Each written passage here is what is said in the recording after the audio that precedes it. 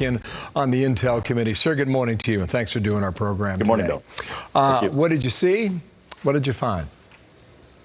Well, Bill, just last week, the Director of Homeland Security declared that the border was secure. So 3 of us from the Intelligence Committee went down to the border. We met with the FBI, DEA, Texas Public Security Department, and we can tell you not only is the border not secure, that in fact the director is just absolutely lying, but it remains a significant national threat to our country. We saw evidence and spoke to the officers there about the unbelievable amount of criminal activity, drugs being smuggled, humans being smuggled, the people who are crossing the border. Many who are coming across the border are not even from the Western Hemisphere, people flying into Mexico and then making it to our border and across the border. This represents an absolute national security threat. Yeah, they're flying into Monterey, right? And hopping a ride that takes a couple hours, and then they make their move. I mean, it's been going on for so long. Do you believe if Republicans take the House or Senate or both in November that this changes?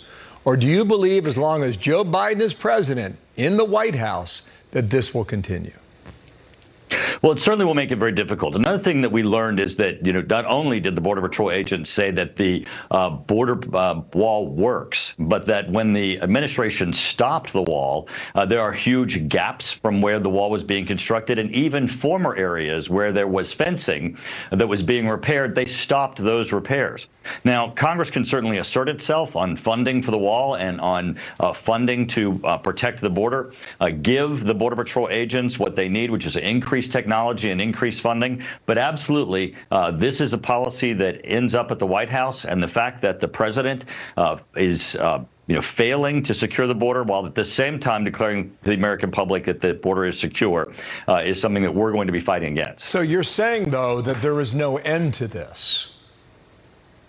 I think, clearly we need a change in the White House, ultimately, to affect all of the policies that are necessary. We certainly saw that under the Trump administration, the beginning of the construction of the wall, the Remain in Mexico policy, the pressure on Mexico to address these issues of the long caravans that are headed toward the United States.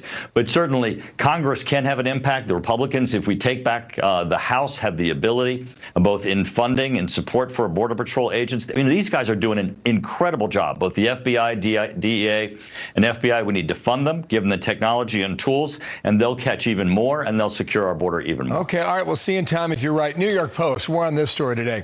Government using charities